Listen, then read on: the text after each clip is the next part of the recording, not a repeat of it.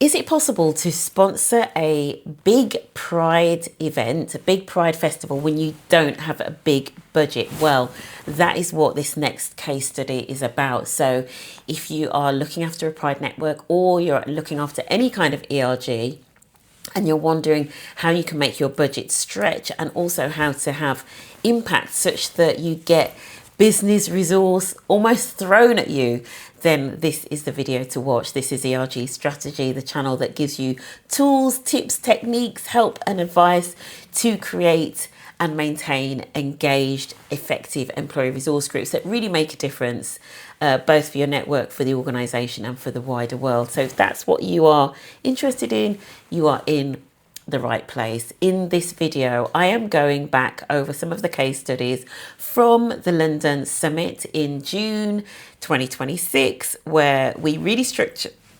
the day around case studies. So there were 3 case studies. There was also then a fireside chat. And part of the reason for doing these videos is I know that not everybody can make it to the summit, and we are going to be doing our best certainly in future summits, but we started with this one in making more of the information available and accessible. So if we haven't released it yet, it will be coming soon, a video of the fireside chat, the incredible fireside chat with Sunaina Kohli and Ramsha Khan from Lush. So we're going to be getting into Lush and some of the incredible things that they do when it comes to their employee network. So that is an example of something that we videoed at the summit, and we are going to be sharing the video because we're trying to make the content much more accessible. But for this year, that was the only thing that we did video. So for the other case studies, I'm sharing them on here. There are 3 case studies.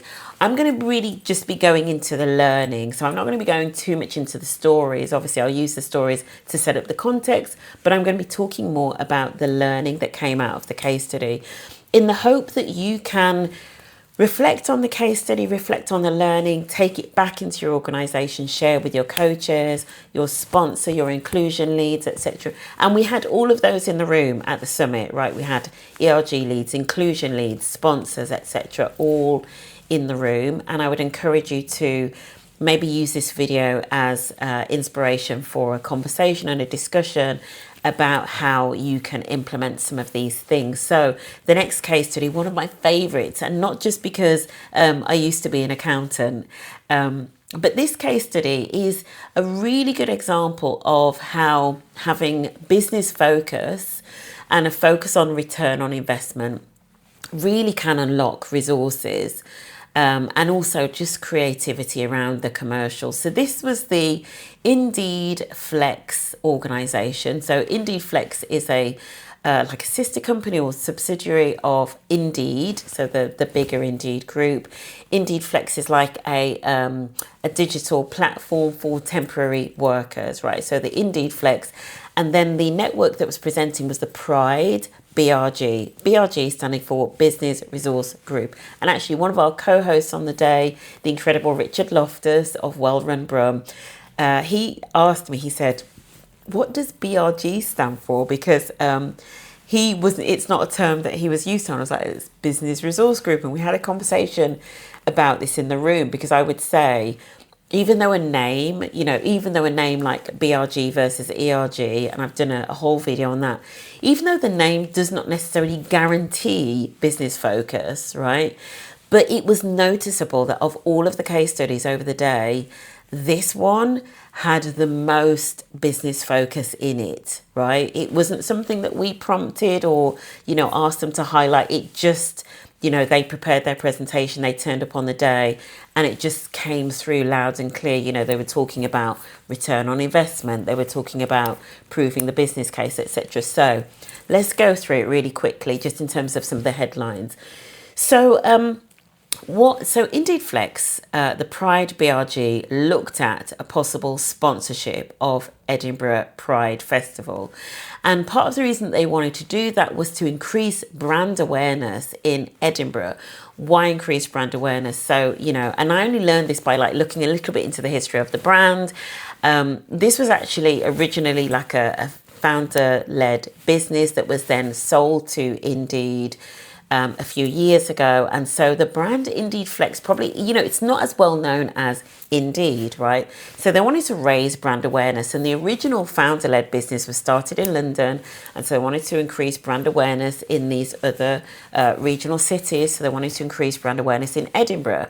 So they approached the Pride organisation for Edinburgh, Pride, I don't know what they're called, the organising committee, and said, and we're interested in sponsoring, and they were sent the sponsorship packages. Now, what's really interesting is they look, anybody that's been involved in Pride, or if you're an inclusion lead, you know that Pride is not cheap to sponsor. But what was really interesting when I was listening to their presentation, so they were showed the sponsorship packages. They were kind of like, well, first of all, we haven't got a big budget. We've got a very modest budget. And secondly, none of these really fit in terms of, what we want to do and what fits with our business. So they approached the Pride team and said, we would like to sponsor the volunteers. We want to sponsor the volunteers. We will do X, Y, and Z. We will provide lunch for the volunteers. We will do this. We will do that. And I just thought that, first of all, that is so genius. It's just so genius. Like, to be so creative that you're like, we're going to think of a different way of making this happen. Like, this is the money we've got. We're going to think of a different way of making this happen with this, with this organising committee, and we're going to take a different commercial proposal to them. Love it, absolutely love it. That's just, for me, that is what a can-do attitude looks like. There are lots of organisations where they'll sort of just have said, "Oh, Pride is too expensive. We just can't do it." These guys, they did not take no for an answer. They thought of a different way of doing it. They approached the Pride committee, and it was accepted, right? So I love that, first of all, that commercial creativity and thinking differently and being a little bit innovative. I absolutely love. And also the sponsoring of the volunteers as a platform that is responsible for temporary recruitment. Sponsoring volunteers, as in like individuals, there's such a great link through to the business, the business objectives, the strategy, etc. So I just love it. It just ticks so many boxes in terms of its business awareness. Right. So in terms of impact, so obviously they sponsor these volunteers, they built relationships with the volunteers. Indeed Flex has now become a brand name that lots more people recognise in the area. But it also, and I said this in my LinkedIn post when I was summarising my thoughts on this, it unapologetically signalled support for the LGBTQIA plus community, who are facing incredible hostility at the moment. And so I think it really, this wasn't just like business above everything. This was a win-win. This was like, this is good for business, but it's also the right thing to do. It's also what the community need. But what I love about this in terms of sponsoring the volunteers, and why I prefer this to what some organisations sometimes do, and Richard and I, when we were talking about this in the live afterwards, Richard sort of says, what some organisations end up doing, because they can't, for example, afford the sponsorship packages, they just kind of end up just going along, and kind of, people sort of stand around, or they maybe walk at the back of the parade or whatever. So they kind of get involved a little bit, but they're not really doing anything significant. And there's certainly no obvious tie into business objectives. So that is why I absolutely love this. They demonstrated it. They even, in their slides, and I'm currently looking at their slides as like my notes, right? But they in their slides, one of the photos was Pride Edinburgh business case approved, right? And there's all, the fact that they presented it as like a proper business case in terms of this is the return on investment, that in itself is gold. Like that right there is a learning. What, in terms of then having this business case approved and having a clear return on investment, what that then did was it freed up support for business resources and business time. Now, I know a lot of employee resource groups are often doing this side of desk. You've got a big day job, you're trying to do this on the side of your day job. No. Once this was approved in terms of the business agreed that there was a business case and there was a return on investment, business time and business resources was now spent on the organising, because you've now got permission to do this within work time, right? Because there is a clear business case for it. So they had project management support, they had support in terms of business development, they had marketing support, etc. All of the things, they had all of the things because it had a clear business case and a clear ROI. So that's the other learn for me, in terms of if you can align it to a business objective, and if you can get a clear business case that gets signed off, you'd be amazed what resources become available. And that was also a common theme in the next case that I'm going to share with you as well, the one after this one. So they were able to get business resource and support. And the Pride sponsorship didn't end there. It's actually led on to lots of other things in terms of becoming official city partners with Gaydio. And I know that in terms of this year's Pride, they're doing even more. So I can't wait to hear about that.